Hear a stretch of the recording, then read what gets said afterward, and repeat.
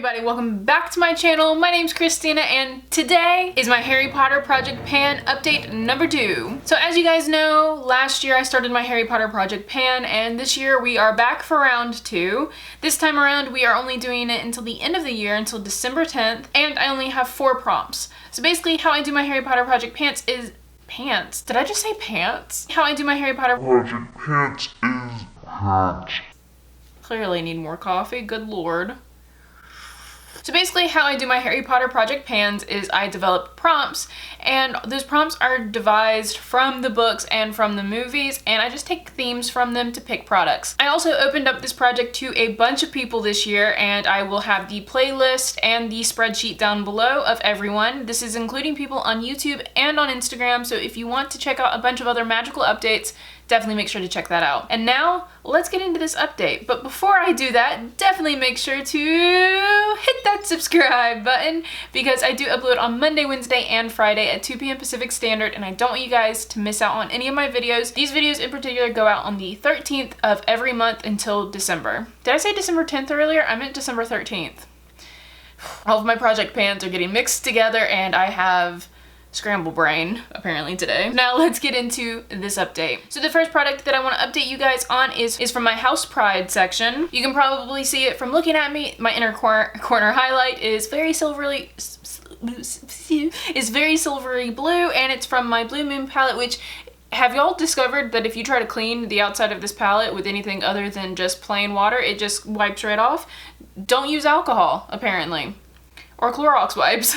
It just wipes the name off. The shade we have today is Lumi, and my goal with this was to use it 40 times because Harry Potter, if he was a real human being, would be turning 40 this year on his birthday, which is coming up, by the way. Happy early birthday to Harry. And my goal was to, again, use 40 times. I've only used it 26 times as of right now, so I'm about a little over halfway there. It's just a really pretty inner corner highlight, and I kind of just have been putting it with every look.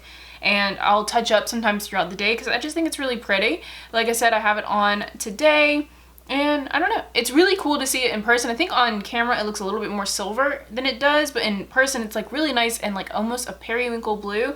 It is also really pretty, like mixed with any of these other shimmers in the palette, and that's kind of what I did underneath a gold today, and it just has a really nice like ethereal blue shift to it in certain light, and I don't know, I really like it. I'm enjoying using this still, but we're a little over halfway, so only 14 more uses, and then I can roll in another product for House Pride. Next product is from my Peeves section, and this was originally my Jelly Pop primer, which you guys know I love. It was one of those products in this section. I wanted to pick products that I didn't initially like at first, but then it became a staple. This was one of those, and you guys know how much I love it, but I am very excited to say the e.l.f. Jelly Pop is officially finished. So I have finished one full product in this project pan.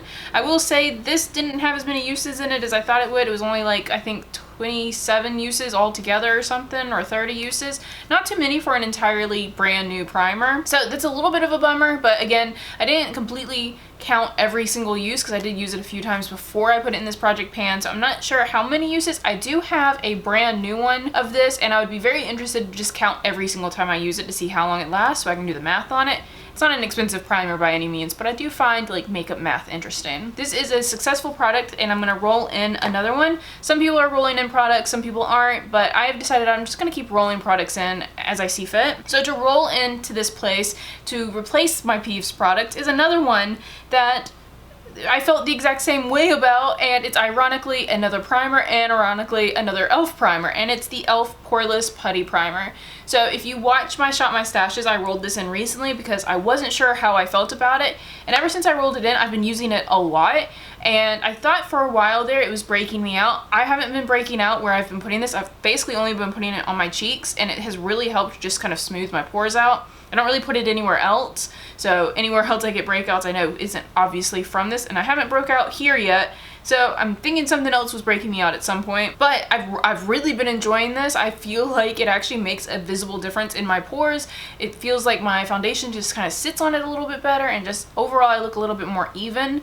and I really like it. So I was like, you know what, I'm gonna roll this in. Now the thing with this is that it's basically brand new because I used it a few times, thought it was breaking me out and kind of put it back. And so I haven't gotten much use out of it. There's no way I can finish this by December, I think, but I think I should be able to hit pan in this. So I would like to try to aim to hit pan on this by December. I think I may be able to manage that if I'm using it every day, and then maybe it will roll in like my graveyard project pan for next year or in another project pan for next year. So I'd like to get some work done on that one, and I think that's totally doable. Oh, I'm missing a blush.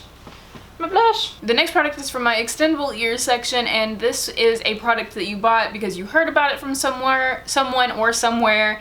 And for that, I did the Becca highlight. So the Becca highlights were really talked about, and this is in the color Vanilla Quartz, and I've had pan in it this whole time, and I'm just slowly but surely making some progress on it. I think it's moved a little bit this month. I haven't used it as much as I did last month, so I only used it about 4 times, so again, not too much. I mean, for 4 times, I think it's still moved, so I don't feel great about that one. I mean, I did still use it, but I didn't use it as much as I could have. And then the 4th and final update for this video is going to be my Mrs. Weasley sweater category, which is my favorite and also represents something I love in my collection.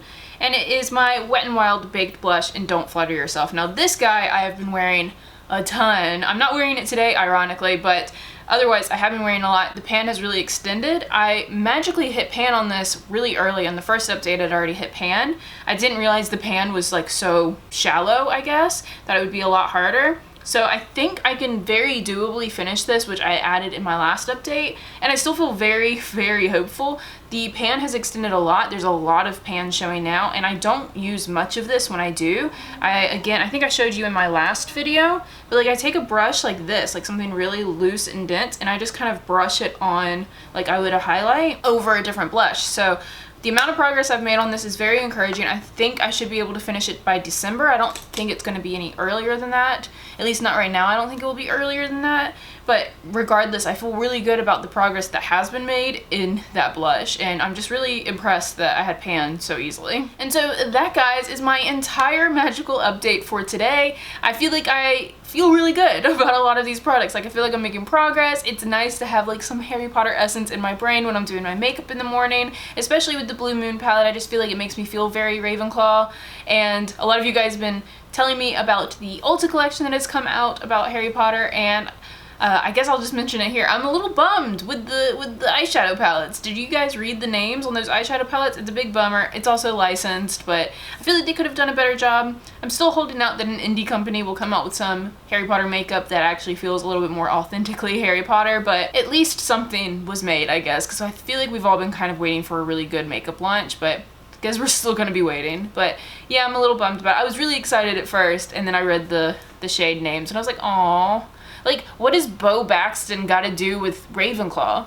Like, why? But anyways, thank you guys so much for watching this video. If you like these kind of videos, definitely make sure to hit that thumbs up button before you go. Also, if you want to see more of me, I'm swinging my wand upside down. This is not proper wand etiquette. If you want to see more from me, definitely make sure to hit that subscribe button. And remember, there is always magic to be found. And I hope that means I will see all of you in my next video. Bye!